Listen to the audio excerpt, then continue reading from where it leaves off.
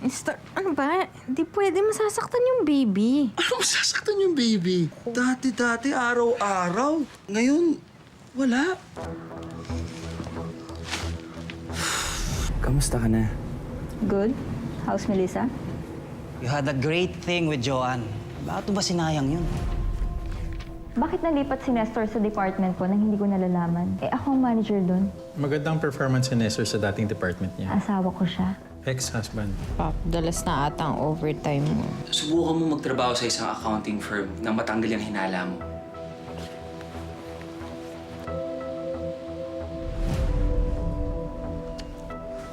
Guguluhan kasi ako eh.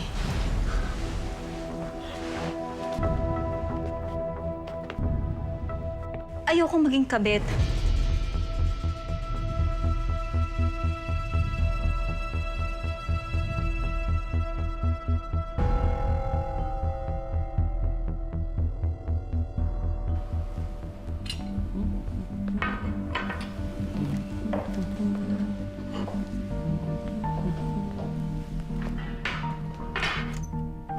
Your breakfast. Magandang umaga! Wala bang good morning dyan? Ako na nga nag-prepare ng breakfast natin eh. Sorry, kakagising na. Ayan, Bali Mel, gumawa ako ng tosino tsaka itlog. Alam mo naman na bawal ang tosino sa buntis eh. May preservatives yun eh. Ganun ba? Oh, sige, magpandesal ka na. One for you, one for baby, one for you, one for baby. Busin mo lahat yan, ha? Ayan. Kailangan ko na umalis, ha, Mel? Kasi yung UV Express, baka maiwan ako eh. Kung may kailangan ka, tawag ka lang, ha? Bye-bye. Bye-bye.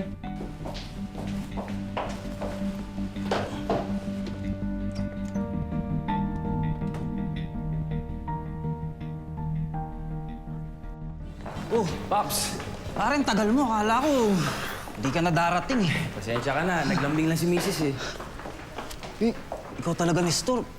Buntis si Melissa. Gusto mo pa rin bang mag-sexy time? Ano ka ba? Ikaw ang dumi ng isip mo. Eh, naglambing lang. So, naghanda ako ng konting almusal, di ba? Wala, buntis si Mrs. Tigilan mo na nga yung kakatawag mo kay Melissa na Mrs. Di naman kayo kasal eh. Kasal ka pa rin kay Joanne. Tol, salamat sa paalala. You're welcome, pare. Isang taon na kaming hiwalay ni Jo. Mula nung mabuking niyang may relasyon kayo ni Melissa. Pare, ano ba?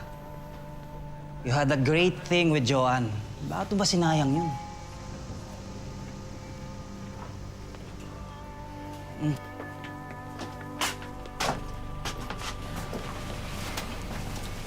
Thirtieth floor, please.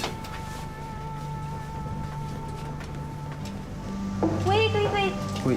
Wait lang. Thank you.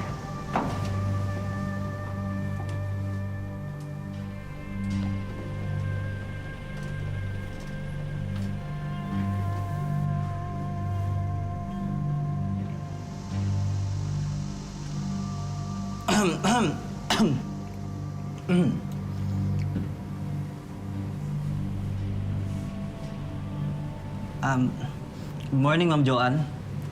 Good morning, Joey. Ako, huwag mo na akong tawaging ma'am. Magkakaibigan naman tayo dito eh. Good morning, Jo. Good morning, Nestor. Kamusta ka na? Good. How's Melissa? Hindi mo ba ako kakamustahin? So, kailan siya manganganak? In 3 months.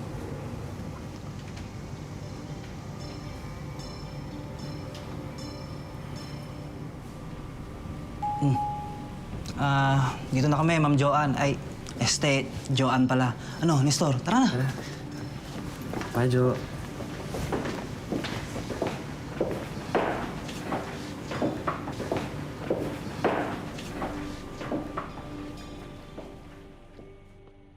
Oh, Harjeet. Good morning, Mr. Velez. Thank you for joining us, Mrs. Denson. This is Eric de Guzman, the new Vice President. Eric, this is Mrs. Joan Henson, Audit Services Manager. Pleased to meet you, Mrs. Henson. Nice to meet you. Please call me Joanne.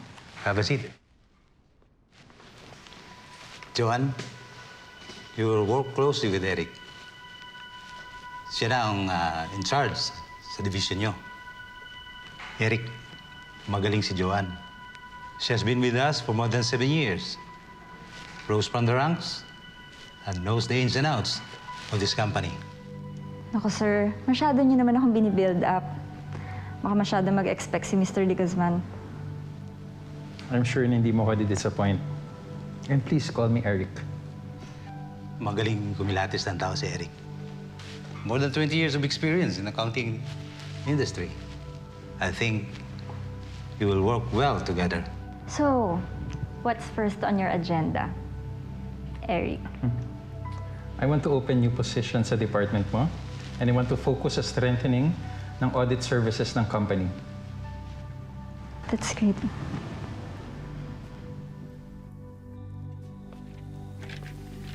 Thanks for agreeing to have dinner with me. Dinner lang naman to, di ba? What do you mean? I mean, di naman tayo nagde-date. I want to know you better, other than a colleague. Complicated yan.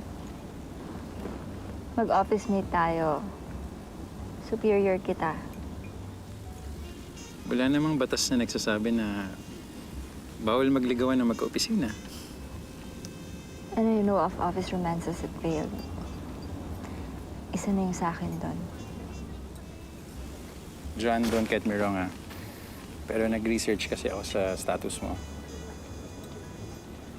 Ayun, hiwalay ka na sa asawa, pero kasal pa kayo. Kaya pala in-address ka ni Mr. Velez na Mrs.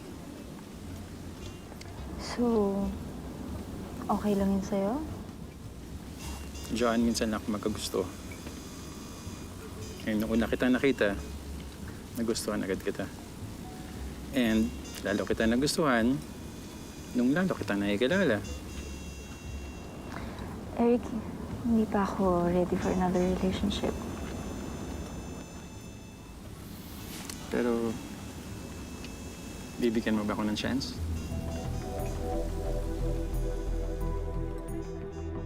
Libre naman dyan. Ha? Okay na ba sa inyo ang isang supot ng mani? Grabe naman yun. Assistant manager, tapos isang supot ng mani. Ano ba yan? Alam na ba ni Joanne na dito ka na?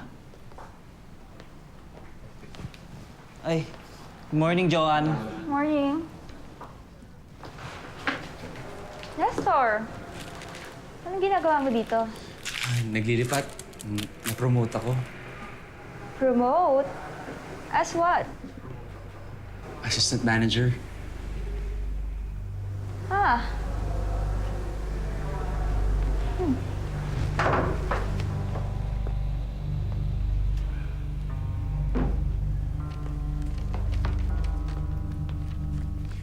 Bakit nalipat si Nestor sa department ko nang hindi ko nalalaman? Eh, ako ang manager doon. Magandang performance ni Nestor sa dating department niya. And I can see na magiging asset siya sa audit services. Pero hindi mo nakita na pareho kami ng apelyido? Na asawa ko siya. Ex-husband. All the more! Are we having our first fight? Eric, please don't change the topic. Pinapatawa lang kita. Hindi ako natatawa. Obvious ba? Okay, I apologize for... Dahil hindi ko inasuisa yung information tungkol kay Nestor. I apologize also dahil hindi kita kinonsulta sa decision ko. Pero sana makita mo yung evaluation kay Nestor na karapat-dapat siya ma-promote. Nag-improve siya sa department niya in this year alone. Pero kung hindi mo kaya makatrabaho siya dahil sa past niyo, sige, I'll withdraw his promotion. No. Professional ako sa trabaho ko. And I respect the decision of my superior. I sincerely apologize for causing you distress.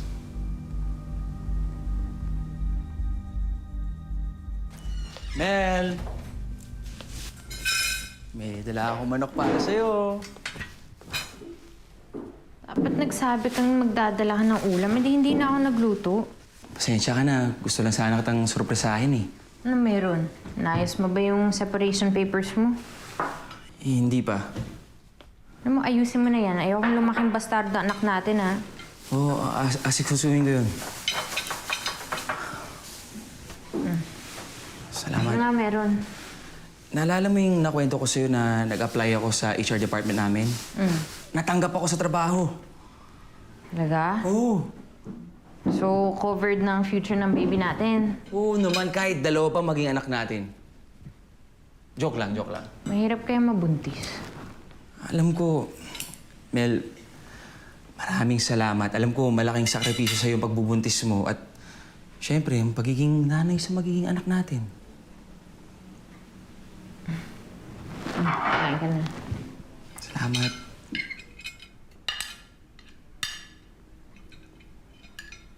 Siya nga pala. Anong department ka?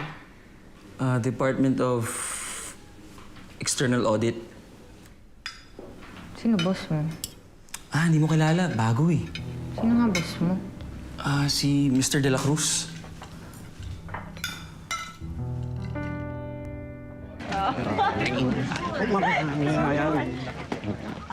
Oh guys, settle down. Okay, you're all free this evening. Kaya mag-enjoy muna kayo kasi bukas pa yung start ng team building natin, okay? Sir, pwede po bang uminom? Pwede, pero drink responsibly, okay? Kasi 9 a.m. yung start ng session natin bukas. Guys, bawal magpuyat, ha? Yes, sir. Sige. Uy, Nestor, di pa tayo nagsa-celebrate sa pagbabalik mo ah. Libre ka naman. Isang round ng beer dito sa bar. Uy, hindi pa nga nakakasahod yung tao, magpapalibre ka na. nagtatanong, no? Sige na, sagot ko na, tara. Isang round lang. Oo, isang round lang. Thompson, ikaw na lahat, ha? Oo. Let's have dinner tonight. Okay lang. Kaso, hindi ka ba maiilang na makikita tayo ng boss natin and ng staff na magdi-dinner together? Hindi, wala naman sigurong kaso kung magkasama tayo, di ba? Alam mo naman ang chismis sa office, di ba?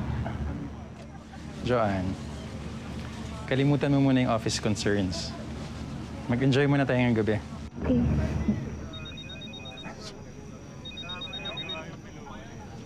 Kapatid ko, Go ahead, sagutin mo.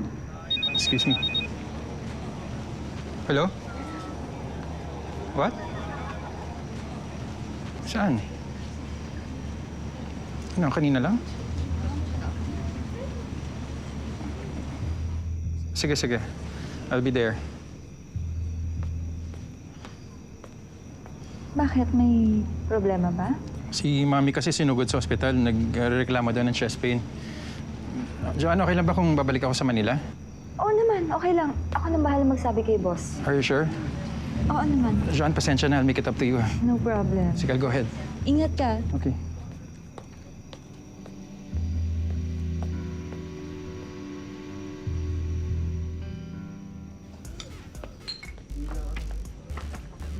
Ano tayo bukas sa building, no?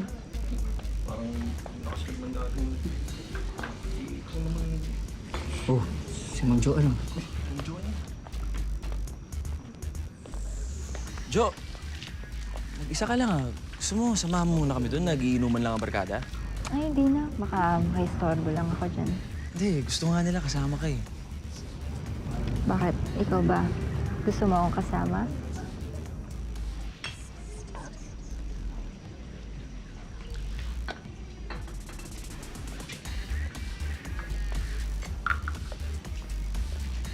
Joanne, miss ka namin ah. Para sa'yo. Ay nako, alam mo sa gabing to, walang ma'am, walang boss, walang staff. Lahat tayo dito magkakaibigan. Tama. Oo nga, bago naman lahat yan. Magkakaibigan tayong lahat, di ba? Except kayo ni Ma'am Joanne. Joanne lang pala. Dating magkaibigan na. Nagkaibigan. Tapos kinasal. Tapos nawalang pagmamahalan. Uy, grabe ka naman, Boyet. Huwag naman below the belt. Katuwaan lang naman. Sabi nga ni Joanne, walang boss, walang empleyado, ngayong gabi. Sinunod ko lang naman gusto niya. Pero Joanne, seryoso to ah. Pero alam mo, Joanne, ang galing mo magdala ng problema. Tuloy ka lang sa trabaho. Pero ano talagang nangyari? Oo nga, ano nga talaga nangyari? Store, sagutin mo na yan. Kanina pa yan. Iunahin mo na yan, Tol. Guys, gabi natin to, di ba? At bisita natin si Joanne. So, huwag na natin siyang interrogate. So, dapat mag-enjoy lang tayong lahat, okay? Hindi. Alam mo, parang ano lang yan eh. Parang katulad ng mga ibang mag-asawa. magkakaproblema din kami. Nako, pihadong si Nestor na naman may kasalanan. Ikaw na, boy, at ang malinis at walang sala. Ikaw na. Ano, cheers na lang tayo. Cheers. Jo. Johan.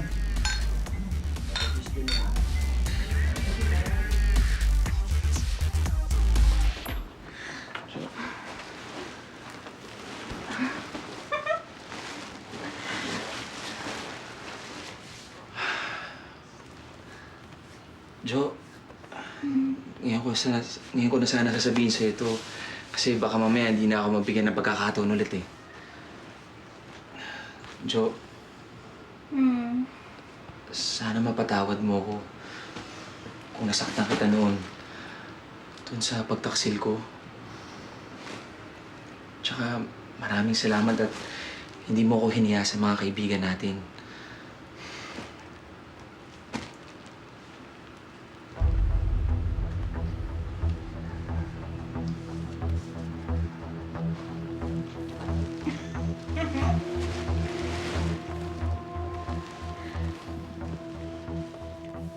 Tama lang bang sinunod ni Joanne ang kanyang nararamdaman?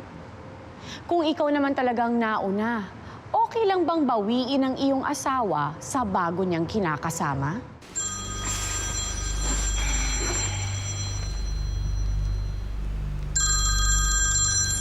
Nestor. Nestor. Melissa.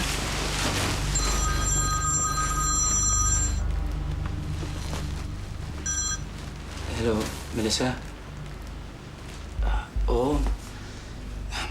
Nag-inuman kami kagabi eh. Medyo maaga pa ngayon yung team building namin. Sa bahay na tayo mag-usap. Salamat. Sanay na sanay ka rin namang magsinungaling mo. Talaga bang lahat ng nakakarelasyon mo niloloko mo? Alam mo, isang malaking pagkakamali talaga yung nangyari sa atin kagabi eh. Lalong-lalo nang makatrabaho kita.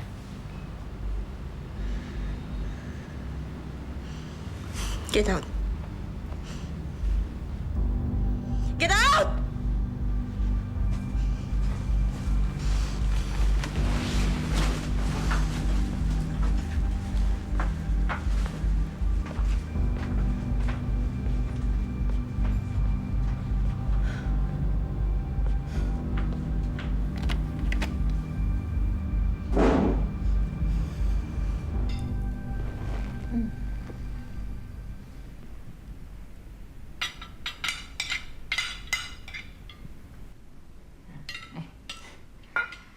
Salamat.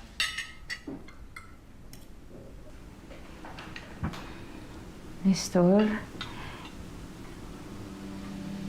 pasensya na ha.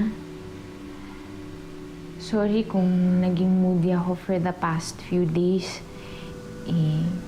Kiniusap ako ni Mama, ganun palang mga buntis. Tsaka, thank you ah. Thank you dahil naiintindihan mo ako.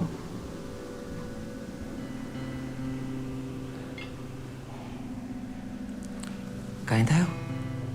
Sige, kahit ka na.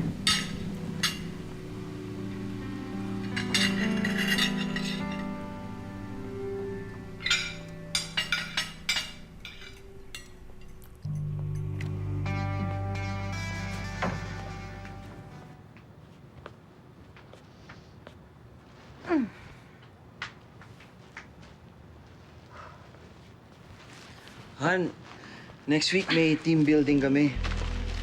Bale, hindi muna ako uwi Sabado tsaka Linggo. So, doon ka muna sa bahay ng nanay mo, ha? Sige, sabihin ko kay Mama.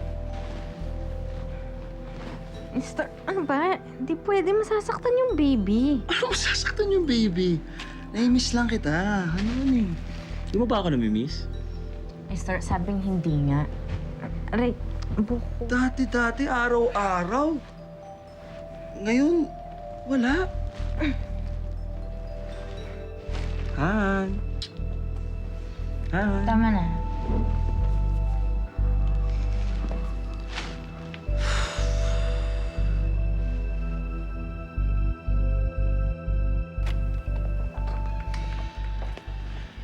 Hindi mo pa rin naiba yung ayos ng bahay, ah. Oh, yung wedding photo natin, nandiyan pa din.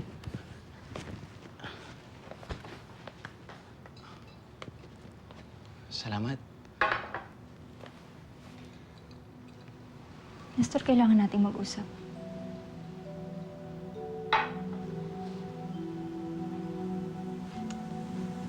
Naguguluhan kasi ako eh. Technically, mag-asawa tayo. Pero bakit ganun? Parang pakiramdam ko nagigilty ako sa ginawa natin. Joanne, mahal mo pa ba ako? Pero may anak na kayo ni Melissa. Magkakaanak kayo. Hindi ko alam ba't ako nagigilty dahil asawa mo ko. Ang unfair ng mundo.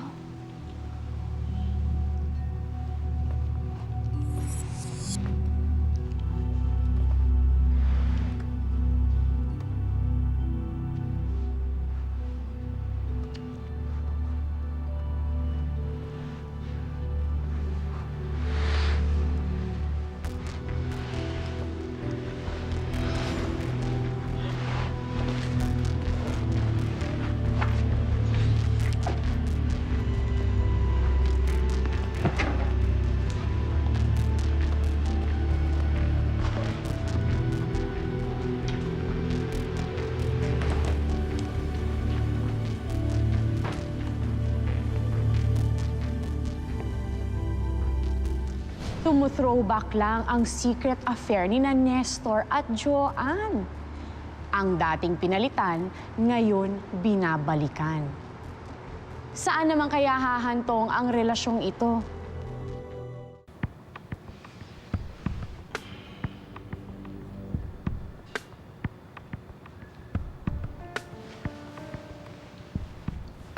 Good morning. Morning. Jo, pwedeng isa pa para nabitin ako eh.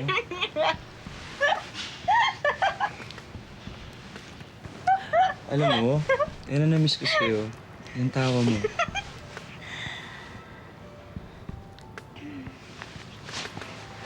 Nestor,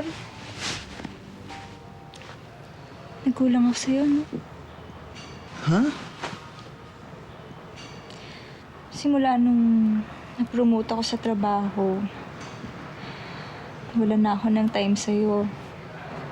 Lagi akong pagod, tapos hindi ko mapagbigyan yung gusto mo.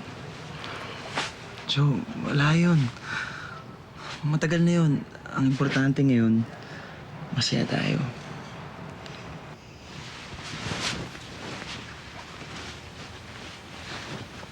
Basta hindi pwedeng malaman sa opisina yung tungkol sa ating dalawa. Kailangan discreet lang tayo. Ho ba? I love you, Jo. Ang labas yata ngayon, si Mrs. isa ng kabit ni Mister. Ang gulo, di ba? Eto naman kasing si Nestor. Noon, asawa mo ang iyong iniwan. Ngayon naman, ang babaeng ipinalit mo sa mismong misis mo ang iyong niloloko. Pasensya ka na. Daming trabaho sa opisina kanina eh. Overtime kami. Pap, dalas na ata ang overtime mo. Oo nga, ang daming trabaho eh. Overtime ba talaga? Mel, subukan mo magtrabaho sa isang accounting firm nang matanggal yung hinala mo.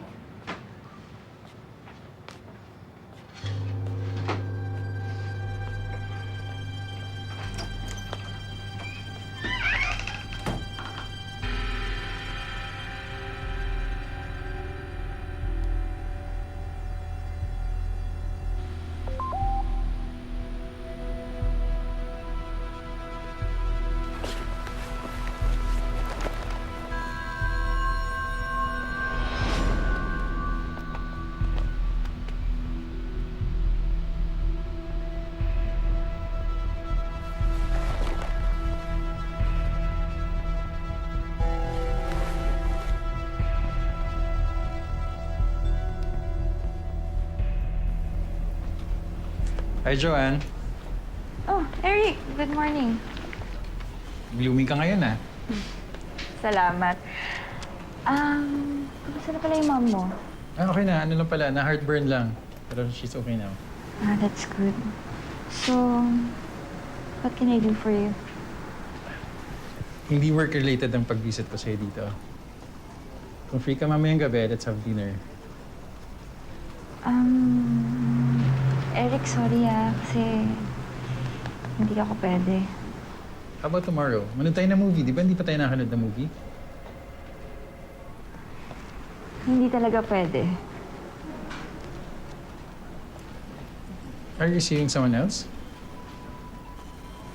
It's complicated. Okay. Sir Eric, Jo, pirma naman ito.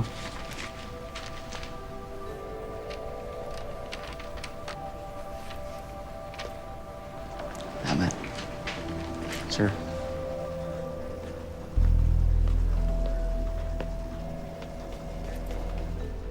Thank you for the updates, Joanne.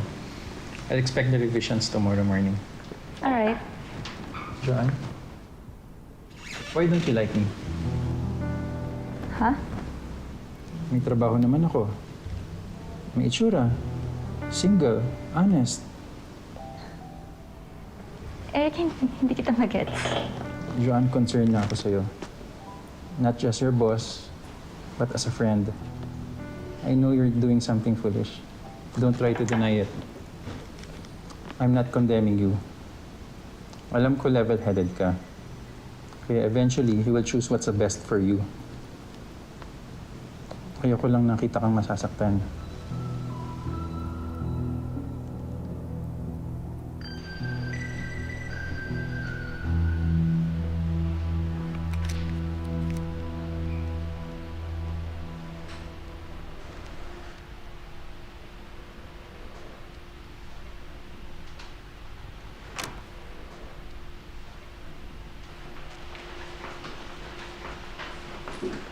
Oh, aga mo nagising ah. Hindi ako makatulog eh.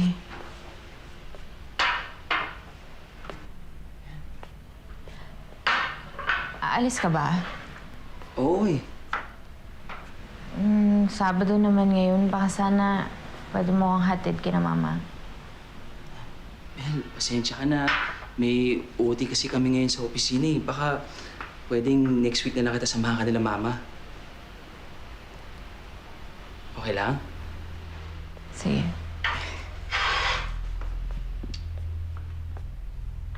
Eto na nga, nakakaamoy na ng pagtataksil si Melissa. Ano naman kaya ang magiging reaksyon niya kapag nalaman niya na ang lover ng husband niya ay ang legal wife pala?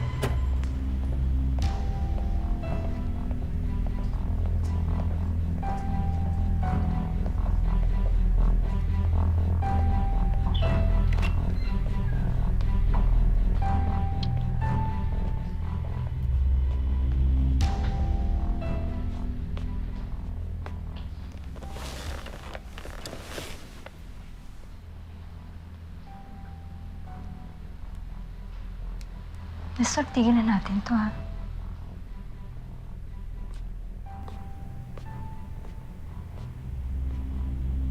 Hindi ko na kaya yung ganito. Ayokong maging kabit. Buti pa siguro, bumalik ka na lang kay Melissa. Please.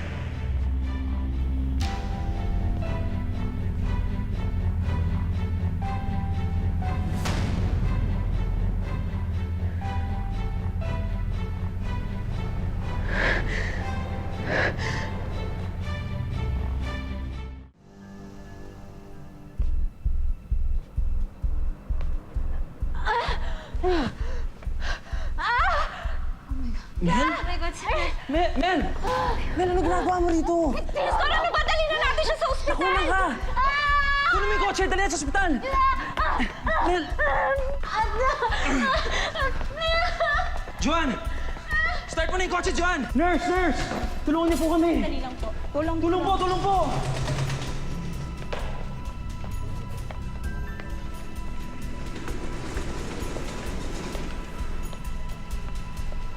Ano po bang nangyari? Dinugo siya, 6 months pregnant. Nurse, gawin niyo po ang lahat para maligtas siya pati yung anak namin. Kaano-ano niyo po ang pasyente?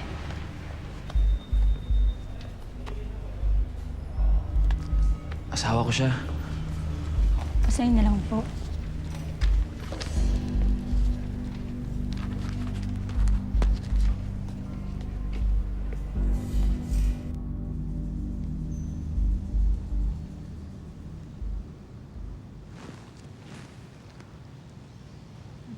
Mel, Nestor.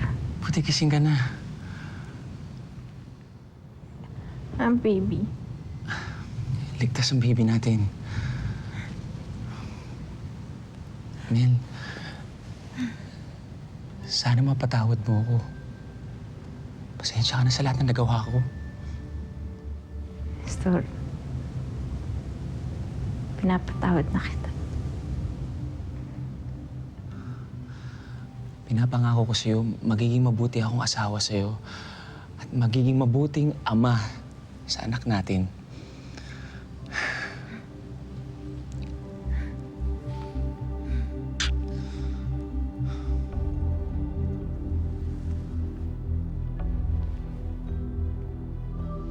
Nang makita ni Joanne kung gaano nag-alala si Nestor kay Melissa, naramdaman niyang hindi niya na talaga mababawi ang puso ng kanyang dating asawa. May mga pagkakataon talagang dapat na lang natin ibaon sa limot ang dating pagmamahalan. Lalo na kung ang dating iniwan o pinalitan ay meron ng ibang pananagutan. Magandang hapon po. Ako po si Carla Abellana at ito ang Karelasyon. Uy, ang sipa. Steady. Buksan ko lang, ha? Hi. Hello.